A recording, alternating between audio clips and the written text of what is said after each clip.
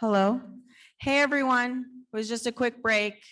But again, Temple Grandin's in the back for any questions. We're going to move on to our next speaker.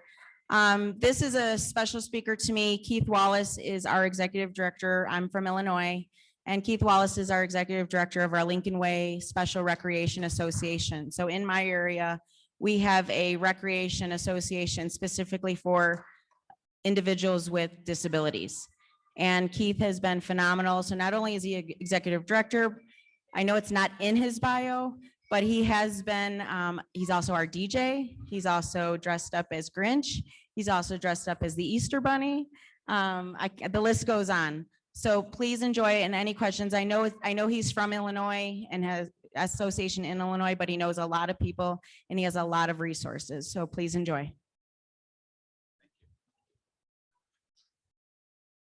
All right. Can you hear me?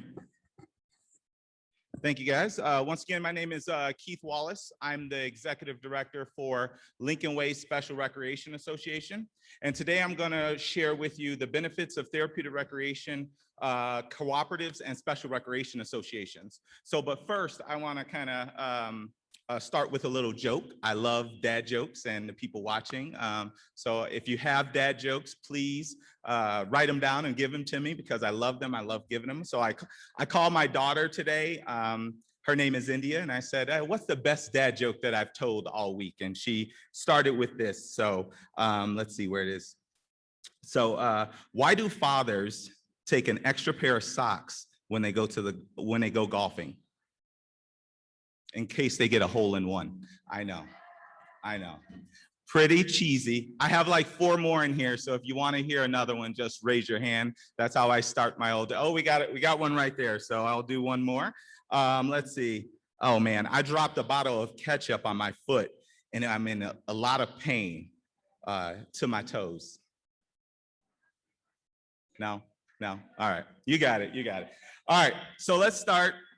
I got a couple more here. So, I call myself a super connector and Tessa kind of touched on that. So I have a lot of things that I talk about in my presentations. I did one online where I talked about how to travel with a child with a disability, how do you travel with a team with a disability.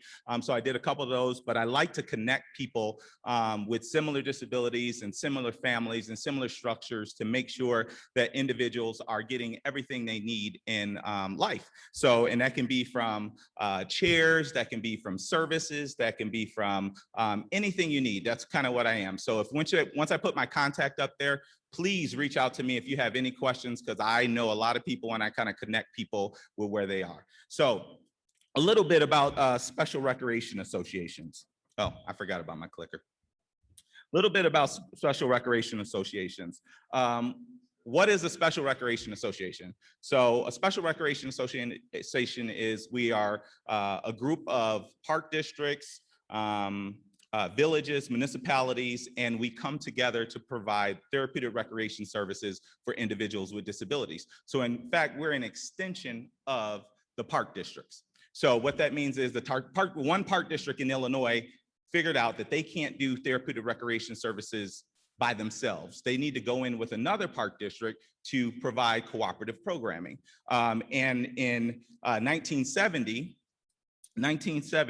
a group of individuals legislated on our behalf, on SRA's behalf, to go to get special funding for SRAs. So right now, we can levy up to 4 cents. So 4 cents of the property tax goes to us. So which is awesome because now we have an opportunity to provide services, those direct services for individuals with disabilities. So when I say all over, we do all kinds of programs and we focus on recreation. So a little bit, how are they funded? That's a brief overview. I know I got 45 minutes, but that's a brief overview, but I can go in detail with that. But we're funded. We put out a catalog just like a traditional park district that you would see all over the state, but it's just for individuals with disabilities. How many SRAs are there? There are 32 SRAs in the state of Illinois. And on the registration table back there, I gave you all the towns and I gave you all the SRAs that are in Illinois that you can access. Now, how do you how do I go about funding those? I'll get to those at the end because that is the unique stuff that we have.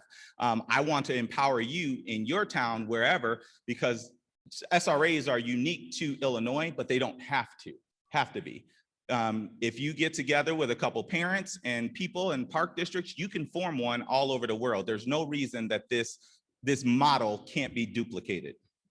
So right now, I'm just going to really talk to you about Lincoln Way Special Recreation Association because I'm the director there and I want to share, and I given the mic and the opportunity to share what we do. And hopefully you can take our model and go back to your town and just do the things that you can do. So we are big on acronyms. Lincoln Way Special Recreation Association. We call ourselves LWSRA. When we go in for teams, they call our LARSRA. We don't know what that is, but they'll call us that. So, but that's what we go by, is Lincoln Way Special Rec. My staff, I have a wonderful staff. Now I'm gonna spend a little time and talk about our staff. You know, you have me, but all of my staff right there are passionate. I did a really good job at finding people that are passionate in their profession. So for me, this is my calling. This is just not a job. I do this all over the world. I do this every day, all day. I talk about special recs. I help people build programs all over the world. And it's just phenomenal for me to just do that. So I try to find people that are passionate about it and hopefully that they can develop a passion or a calling. And a calling is a little different than a passion. So we have about 11 staff that work our programs. Melissa is my superintendent, and you'll see some pictures of some individuals, but she started at started from she lives in the area. She went to school for therapeutic recreation. She moved up from a recreation specialist all the way to a manager, and now she's the superintendent of recreation. So we kind of homegrown and find people, and that gives us a really good family feel for our organization. I think we only have like 2 people that have been there less than 2 years. So I've been at Lincoln Way for 16 years. I've been there a long time. Melissa's been there for about 14, and actually Tom Kraus, he was there, and he's great. He's my support services supervisor, but he does everything. But he was, his father has been there 30 years, and his mother was doing programs when he was in the womb. So he's been there all his life. He says longer than me, but he's been there all his life. He's a lifer, so we love him. So this is our organizational chart. So Lincoln Way Special Rec, we're extension of the park districts. So those, we cover Frankfort, Mokena, New Lenox, Peatone, Manhattan, Wilmington, and Frankfort Square. Those are park districts in our division. Each one of those levy funds, and then there are my direct supervisors. So that's how we're structured. So in the park district world, you have to have, in the SRA world, you have to have 2 or more park districts or municipalities to form a SRA. So 1 park district and 1 municipality can't come together. That's how the legislation is written, that they can't come together to make a SRA. However, but 2 park districts can do it and 2 municipalities can do it. Or you can have 4 and 3. So we have 7 park districts, and then that's kind of the breakdown of how my staff works. So, and you guys know. So our mission is we provide recreation and leisure services for individuals with physical and intellectual disabilities, for programming and disabilities awareness in the community. Our vision is what is really solid for us. We build a community without limits for individuals with disabilities. Our vision is what we strive for. If we can achieve our vision, that will put us out of business. That's kind of how we want to go. So, we really want to create that environment that everybody can come and feel welcome into our organization. So anybody that walks through our doors will feel that they can be serviced. Some of the facts. So we started in 1976. So 6 years after the legislation was written, we started LWSRA.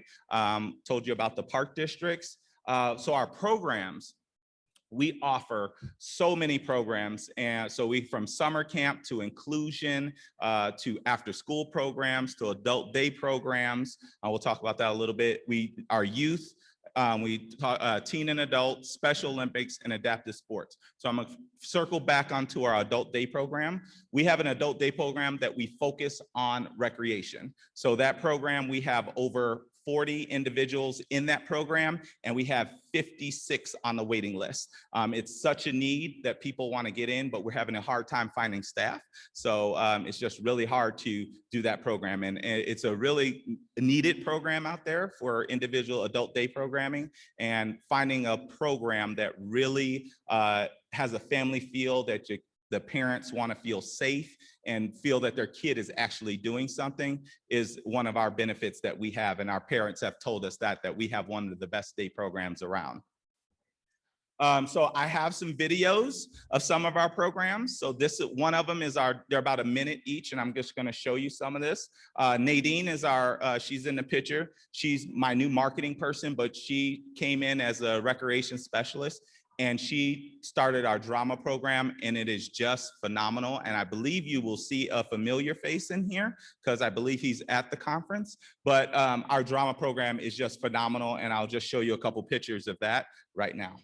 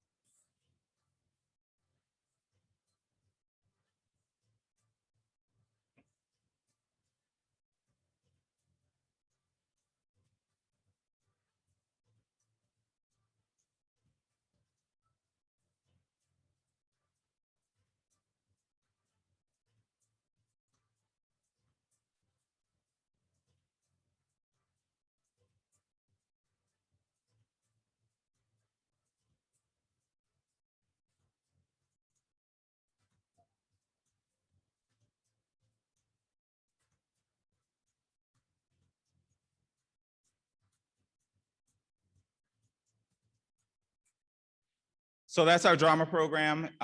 It's a phenomenal program. It allows our participants to be themselves. And the greatest part, we do several of these, and our gym is packed. We get over 600 people in our gym to watch the kids perform, and they are such hams, and they love it. And then the best part for me, at the end, we give each kid an opportunity to express themselves with the microphone. So that could take about 20 minutes, but we love it, and it's great, and we don't silence them, and it just has a good time. So we do have to silence one, but but he always, that would be Tessa's, Gavin, but we give him the last opportunity to speak. So it's kind of like the thing, and everybody expects it. So it's awesome. So the next video I'm going to share with you is our teen program. So this was just phenomenal program. A lot of I'll show it, and then I'll kind of talk about it a little bit. Oh, sorry, they changed the slides. We're going to talk about the adaptive program first, and then we're going to go to that. So our adaptive program is passionate to me because when I started at Lincoln Way Special Rec, we didn't have programs for individuals with physical disabilities. And coming from a rehab hospital, it was really important that anybody that came through our door, I wanted to serve. So, and I didn't want to turn them away. So we started an adaptive sports program that we have we're going to focus on wheelchair basketball, but we do water skiing. I saw a lot of individuals in here that have children in chairs. Don't be afraid to let them soar. I've taken kids zip lining. I've taken kids water skiing. There's a world out there for individuals with physical disabilities to do. You just have to, express it and get it out there. But they're doing stuff all over. If you're from Denver, I have a guy that's here. His name is Joel Berman. That's all he does is adaptive outside activities. So here's my adaptive sports programs, and we'll share this right now.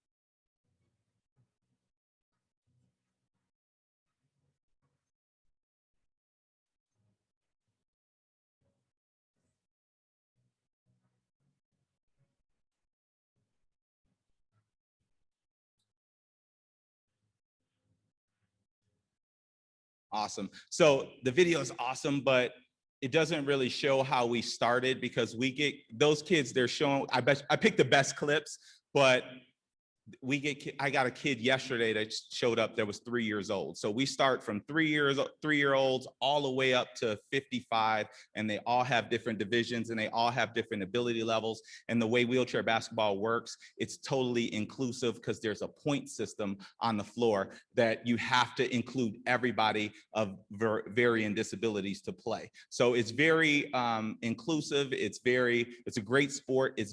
I say it's a best form of therapy, because they'll be playing with friends. We do, for the younger kids, we do a lot of sharks and minnows. We do a lot of game activities. So they're getting that therapy without realizing they're getting therapy. So it's really well.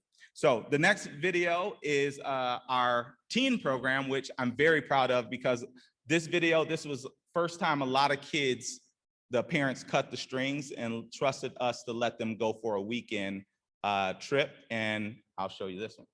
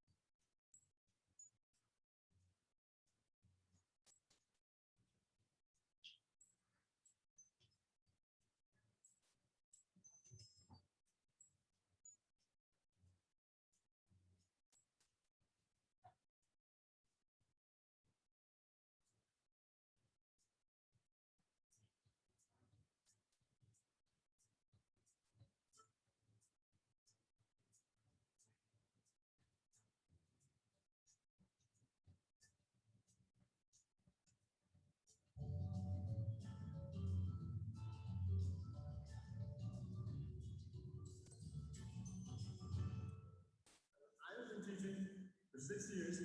I've taught people for 4 weeks, and these kids are insane. They're amazing.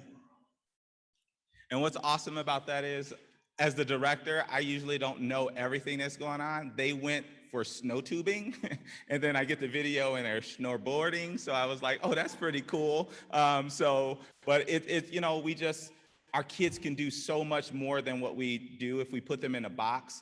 But if we just think about the things that they can do instead of the things that we put limits on, they may surprise us. So yeah, the snowboarding, I was afraid of it myself, but they got on and did it, and I guess it was awesome experience.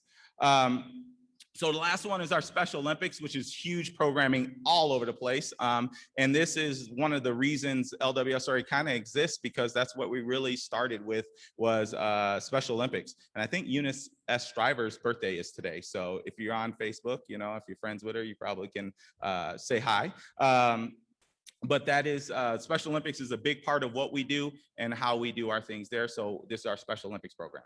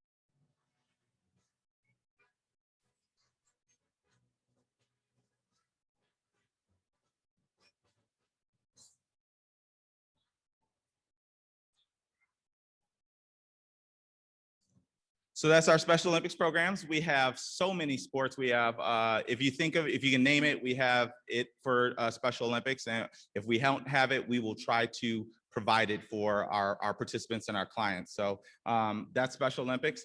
So how do we get here? I kind of talked about the program fees and how we fund it. So this is a little bit about how Lincoln Way, the funding. So we do program fees, which we do 3 brochures a year. So participants pay for programs.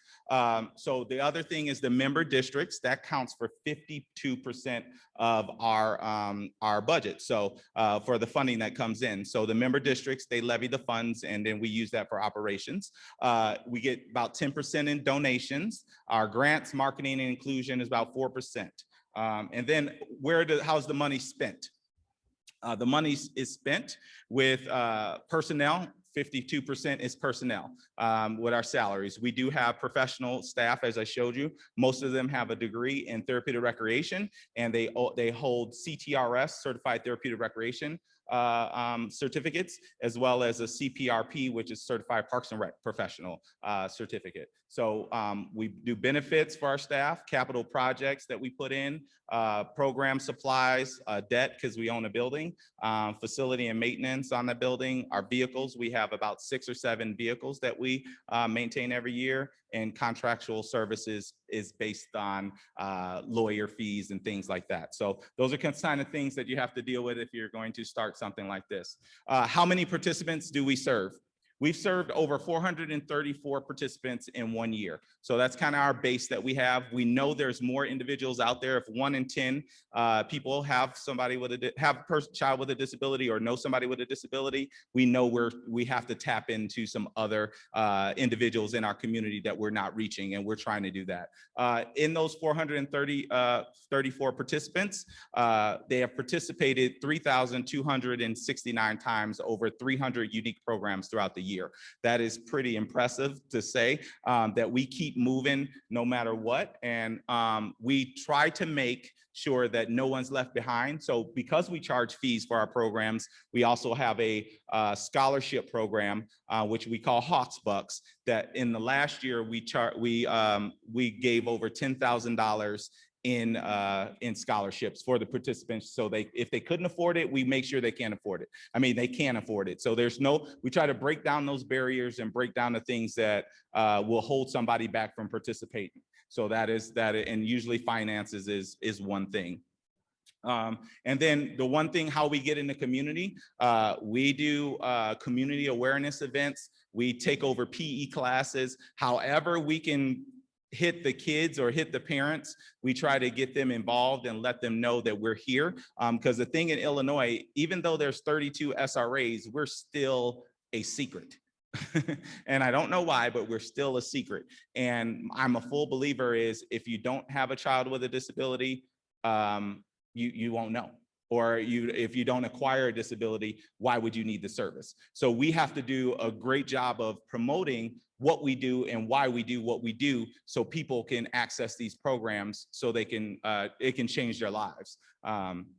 So we do a thing called Jump Fest. Tessa mentioned the Grinch, and I'm a firm believer in these programs. I should have put a picture, but I'm a mean Grinch. I dress up as the real Grinch. You can Facebook me. I can show you pictures. I do a really good job, and it's about putting that extra in, and what you give is what you get. So I put in 110%. So I know that we're going to get more in the end, and people are going to find out about us.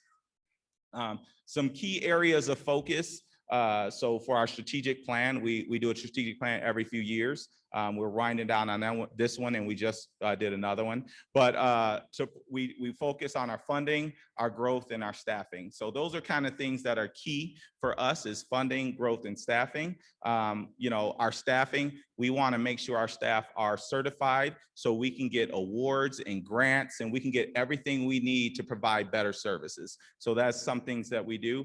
Growth. We try to increase participation by 3% every year. So that's up to my staff to go out there and do what they need to do so we can find and meet new families and bring them into the fold.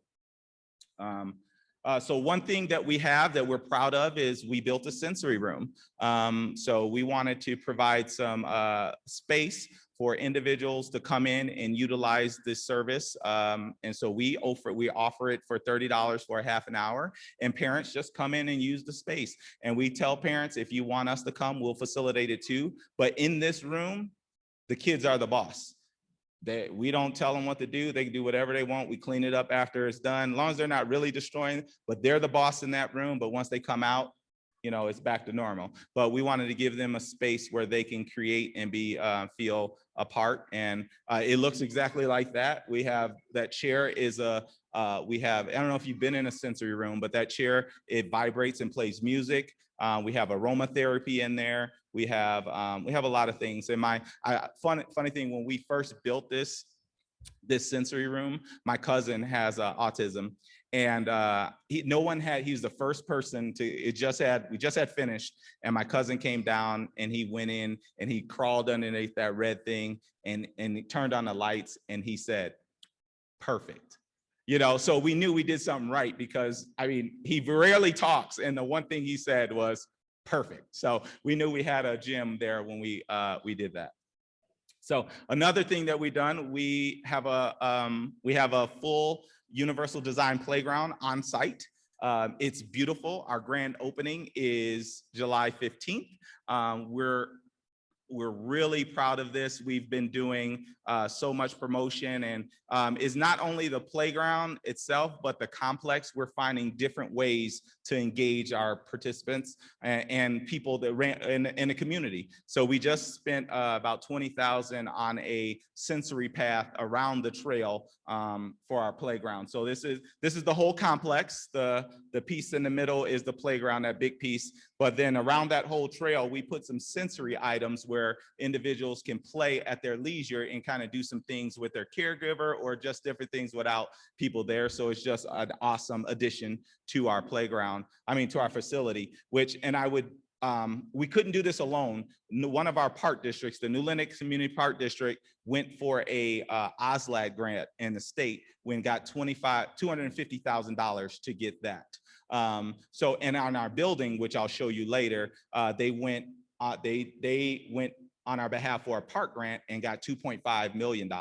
And the agency raised $1 million, and then we financed $1 million. So those are kind of some of the things that we kind of value partnerships. So your park districts are your best friends when you're doing some of these things.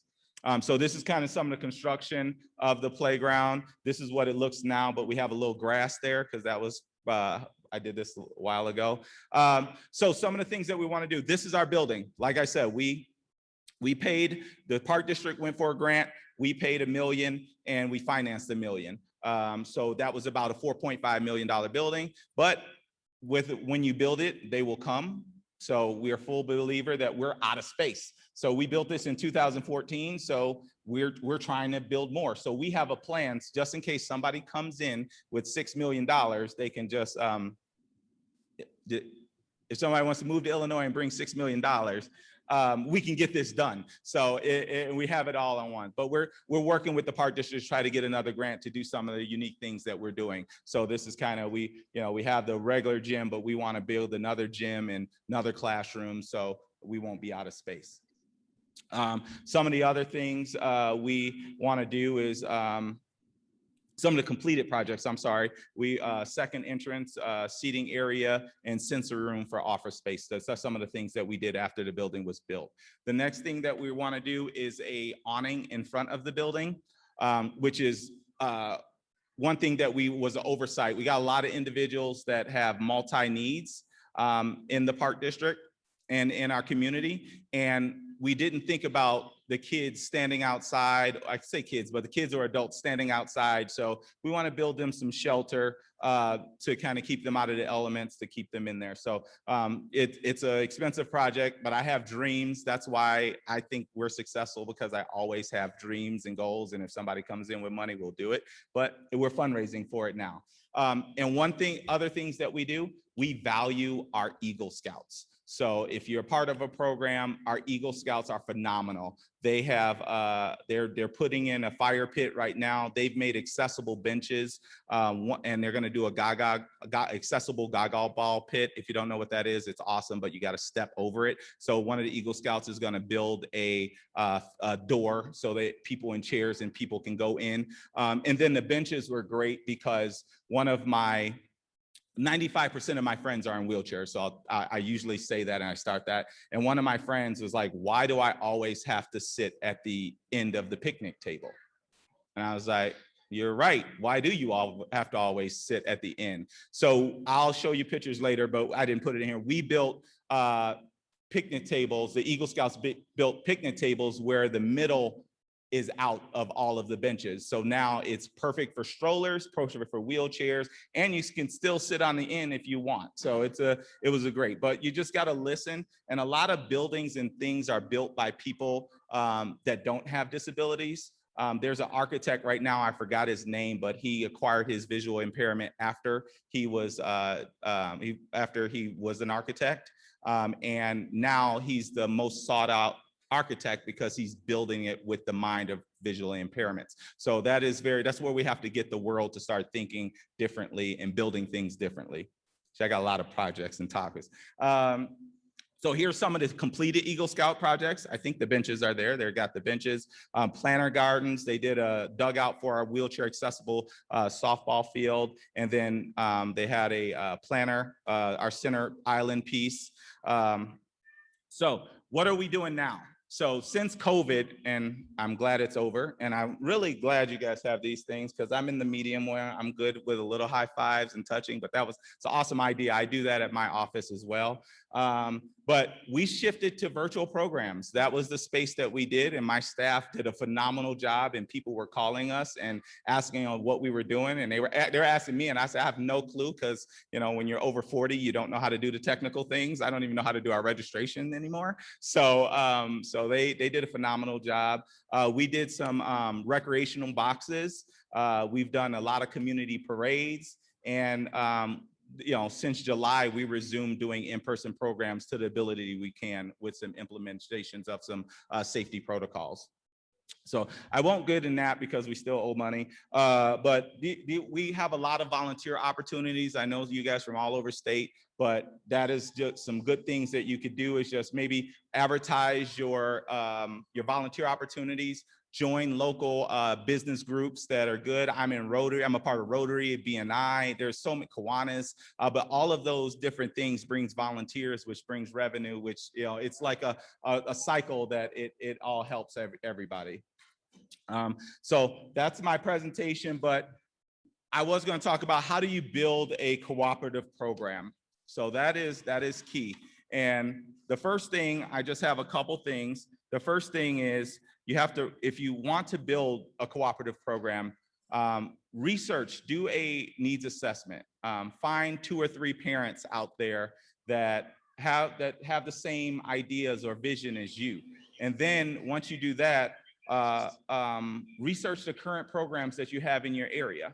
If you don't have a lot of programming in your area, then there's a need. And now you need to, your best bet is to go to your park districts because they have to, by law, they have to make a reasonable accommodation for your child to participate in programs. So let me say that again. So they have to make a reasonable accommodation by law to participate in programs. So if they don't have a therapeutic recreation program, sign them up. I mean, you have to trust, I know you guys are, you safety first, but if you sign your child up for a traditional recreation program, I better believe they'll be calling people like me to say, how do we get that done? And that's what they need to do. They need to force their hand. You guys are gonna typically go where it's safe, but we need you guys to scratch the surface and say, okay, my kid wants to do basketball, figure it out. They have to provide a reasonable accommodation. That means they have to give they may have to give an inclusion aid. They may have to give somebody, they have to pay for somebody to come there. And if they have to do that too many times, then they'll start thinking, how do we do a cooperative? And then that's where you come in. There's this place in Illinois, they have 2 or more municipalities or park districts come together. and they form recreational programming for people with disabilities. So that's kind of how you start. You have to do that needs assessment first. But if they're already doing therapeutic recreation programming, that's great. You can also ask them, hey, there's a model out there. Look at this. 2 of you guys do it together. Now you can hire more staff. You can do more things, and they'll do the services for you. So that's kind of the first step. And then the second step, once you have that, is start contacting your elected officials. Your elected officials are key. They're key. But when you contact them, don't go in asking for money right away. It is an art to approaching your elected officials. They get a lot of people pounding out a door. I have an elected official that I never ask him for money. We talk about his kids. We talk about sports activities. I invite him to every event, but I never talk about money. He just 2 weeks ago said, hey, I put you in for $25,000. Thank you. But those are the things that you have to do. And when you're talking to your elected officials, you have to get to know the gatekeeper. The gatekeeper is their secretary, the keeper of their schedule. So you have to, get them a nice gift or something so you can get on that schedule and get time with that legislator and get to know the legislator. And that's how you get things and you get their attention. So those are my those are kind of helpful hints to get you started. You have my contact information. My contact information is here. Please reach out to me. I have business cards. You can write that down about anything. If you need equipment, supplies, if you're stuck somewhere, if you need this, I will find somebody or I'll put it in there. My network is my net worth. I'll say that again. My network is my net worth. And I love to connect people. So yeah, I'll open it up for questions. If you have any questions for me, I would entertain them now, or I have another dad joke. Any questions? All right, let's go for the joke.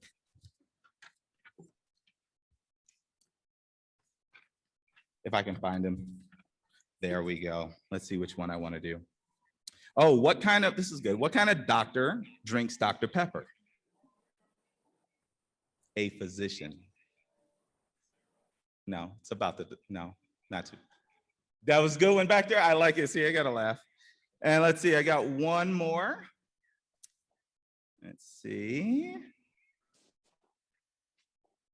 Oh, this is really bad. My staff told me. I start all of my meetings like this, and they are used to it now.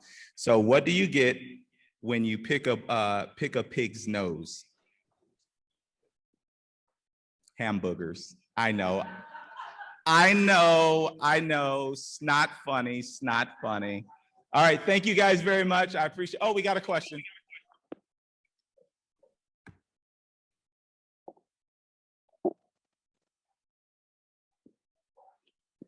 Actually really not a question, but just something that I didn't see on the slide that I thought was really great. So they created a lot of virtual programs, which were great. And, it works for some, doesn't work for others, but what they did do, and it worked for all, they did two wonderful things. He did mention about the kits. They did a Valentine's Day kit, and then I think they did Easter bunny. The Easter bunny kits, sold out of these kits. So you either can go to the facility and pick them up, and it was literally a horseshoe drive through. You pick up your kit, and they created all these like wonderful making slime, and they had all the things were purchased. Well, we had to purchase the kits, but then the things that were in the things, either people donated or they supplied them, but all of the kits were full and complete. So we were able to do that at home for our kiddos. So that was great. Or they actually dropped off the kits to our house. So they came in a bus, the LWSRA bus, and they dropped them off at the house. And then the other thing that they did was they did drive-bys. So birthday drive-bys, things like that. They did stuff like that, which we did for Gavin and Keith. Like I mentioned earlier, Keith is not only executive director, but, Grinch, and dresses up, and he's a DJ. So he came with his parade, and he had his car and music blaring and the parade of vans behind him. So we got a video of Gavin just, excited that he saw his friends, that he just wanted to see his friends. That's all he ever asked for. So breaks my heart that he couldn't, but he didn't understand it. But he did see his friends. They just came to him. So that was another great thing.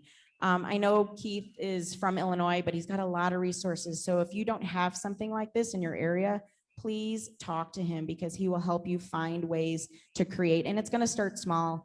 Yes, we have a great facility, but it started way back when. Keith. Yeah, I mean, we we're were- talking years. Yeah, we were in a industrial shed. I mean, it was probably. I mean, it was I know, pretty bad. yeah. I mean, I know this looks amazing and great, but you got to start small, dream big. And that's what Keith does. And that's why I invited him out here because I really think if you think outside of the box, you can create really great opportunities for your kids.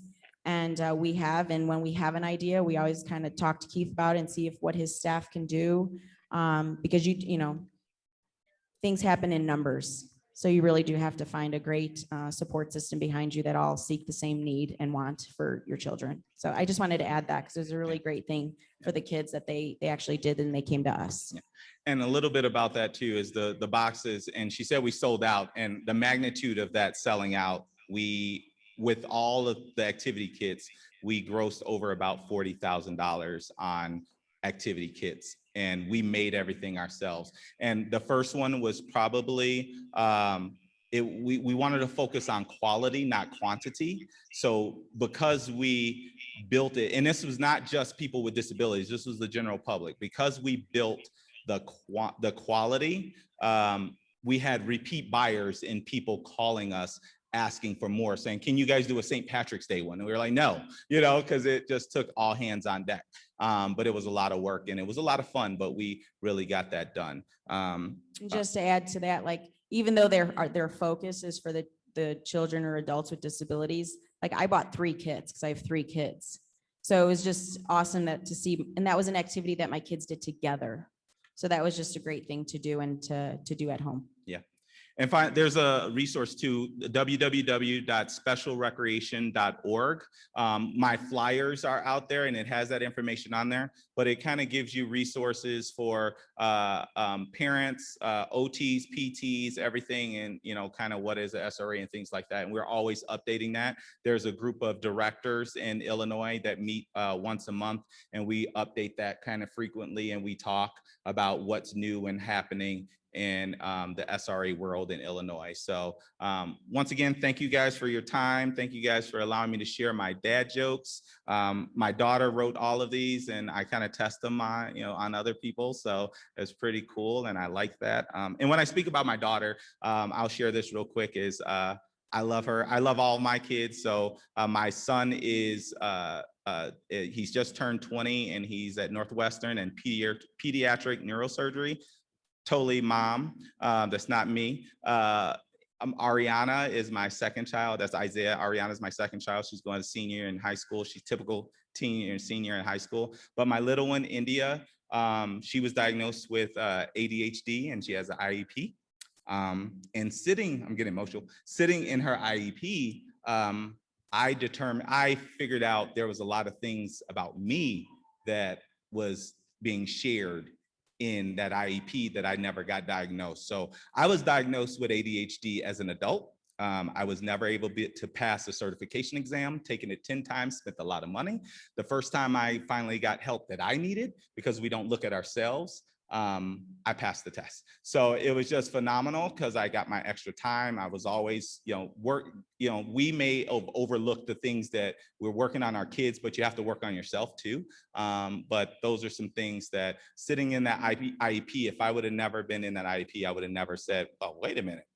I almost cursed. I was like, wait a minute, that was me. I can't, so getting up here, I love to speak. This is my stuff I love to do. But I take my medicine. I know, but that is just a whirlwind of help for me to get past with that. So get your help that you need. Don't be afraid of it.